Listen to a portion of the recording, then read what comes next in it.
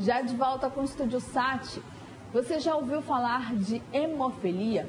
É um grupo de doenças genéticas hereditárias que prejudicam a capacidade do corpo em controlar a circulação do sangue ou coagulação.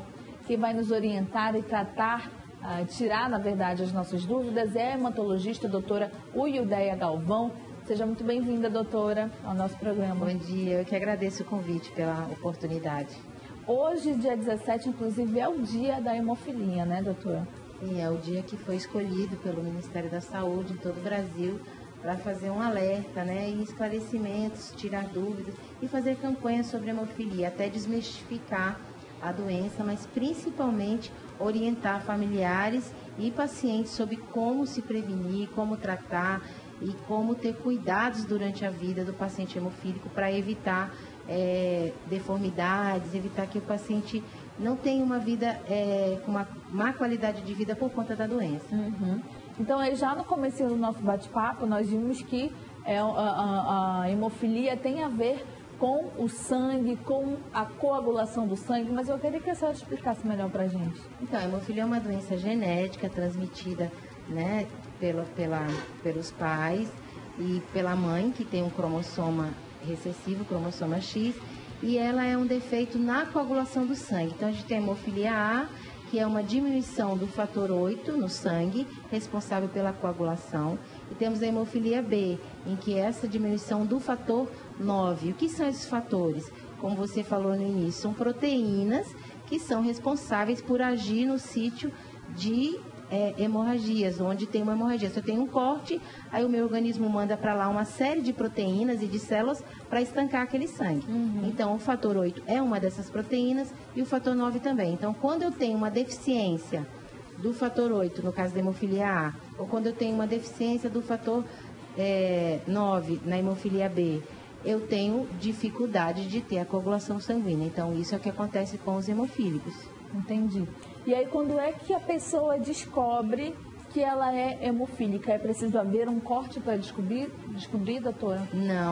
Não necessariamente, né? Porque a gente tem hemofilia que pode ser mais grave, com deficiência de fator, ou a gente tem uma hemofilia mais leve, que tem uma deficiência leve desses fatores. Uhum. Então, os pacientes com hemofilia mais grave, normalmente as mães identificam logo que o bebezinho começa a engatinhar ou caminhar, porque aí ele vai sair, ele vai se engatinhar, ele vai bater, ele vai ter uma pequena queda e ela vai observar que aonde a criança bate no chão vai se formar hematomas ou então vai até inchar, e isso não é natural. Uhum. Então, a mãe procura um serviço médico e o pediatra vai fazer uma investigação para descobrir se é hemofilia.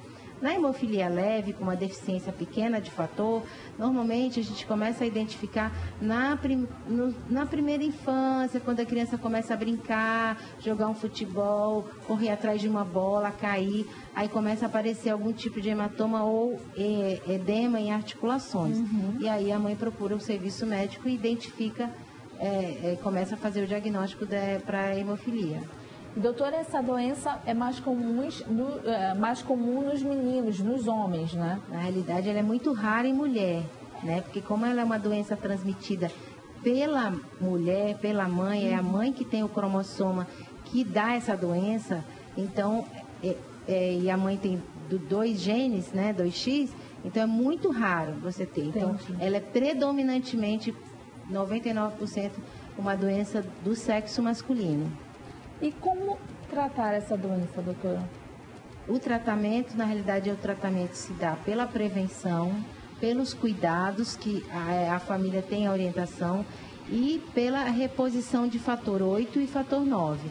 Então, quando o hemofílico começa a apresentar grande quantidade de hemorragias articulares, que são mais comuns, é o sintoma mais comum em hemofílicos, você tem que fazer essa reposição desse fator, evitando que essa articulação fique deformada.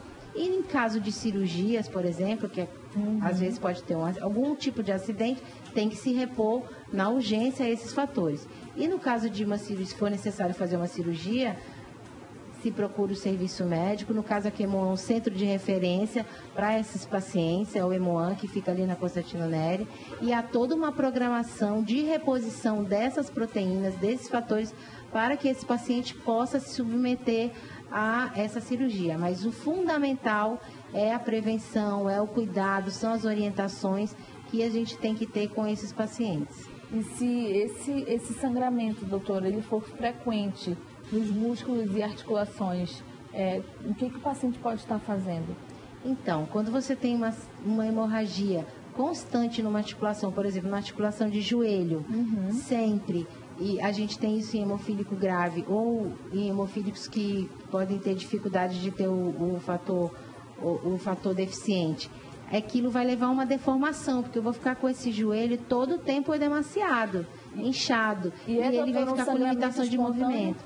Normalmente é espontâneo. Eu só não fez nada, tá ali paradinho. Normalmente pode ser espontâneo, mas é isso que a gente fala, que eu te falei, por exemplo, os meninos adoram jogar futebol.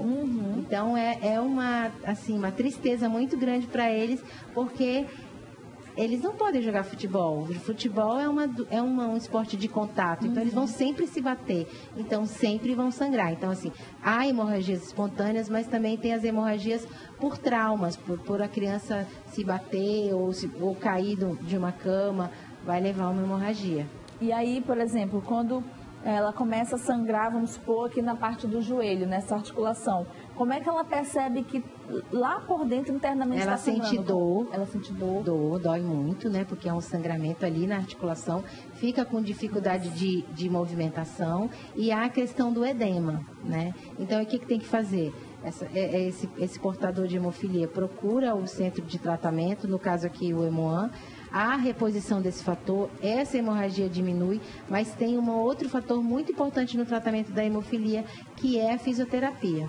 A fisioterapia, fortalecimento das articulações, fortalecimento do músculo, quando feito por profissional capacitado para isso, ele é um excelente tratamento para os pacientes hemofílicos. É uma doença crônica, doutora, mas com o tratamento, a pessoa ela pode então ter uma expectativa de vida normal? Sim, é uma doença que é genética, como eu te falei, ela se torna crônica por uma doença que não tem tratamento, mas desde que se tome todos os cuidados, o diagnóstico feito em tempo e que haja disponibilidade do fator no centro de tratamento, essa pessoa pode ter uma qualidade de vida boa, sim, e ainda mais se ela tiver todas as orientações e principalmente a fisioterapia, o cuidado adequado, por exemplo, hemofílico andando de moto. Né? Então tem que ter um certo cuidado, o cuidado com os tipos de esporte, isso leva essa pessoa a ter uma qualidade de vida melhor. Agora, doutora, você falou que essa doença é hereditária, então, em hipótese alguma, eu não tenho mãe que possa me transferir a doença e de repente ali eu posso ser Não. Só hereditário. Só hereditário, de mãe para filho, não passa de outra pessoa, não tem como. Isso é um defeito no gene, não. É um defeito no cromossoma que passa de mãe para filho e esse cromossoma defeituoso não produz esse fator, né, deficiente, ou o fator 8 ou o fator 9, e aí se tem a doença, mas não tem como passar de pessoa para outra pessoa. Ok, doutora, muito obrigada por ter esclarecido, tirado nossas dúvidas em relação à hemofilia. E quem está assistindo o nosso programa, que de repente já percebeu ali que seu filho apresentou algum desses sintomas que a doutora já falou, começou a correr e sangrou muito ali sem parar. O que a primeira coisa que a mãe e o pai devem fazer? É procurar o Hemoan, doutora? Não, a primeira coisa é procurar o pediatra, né? Ou no posto de saúde, ou no centro de saúde, ou o pediatra que acompanha o seu filho mensalmente. E esse profissional é capaz de reconhecer, através dos sintomas clínicos e dos exames que ele vai pedir, e da história clínica que ele vai fazer, se essa criança pode vir a ter essa deficiência de fator. A partir desse momento, o pediatra encaminha o paciente para o Hemoan para fazer os exames específicos. Ok, doutora, muito obrigada mais uma vez, tá? A gente é que agradece, um bom dia a todos. Bom dia. Nós vamos seguindo para o intervalo comercial e na sequência nós vamos falar com o artista Paulo Holanda, ele que trouxe aqui umas cerâmicas banilas para mostrar para a gente, além, é claro, do seu trabalho que nós vamos mostrar também aqui na tela para vocês. Daqui a pouquinho.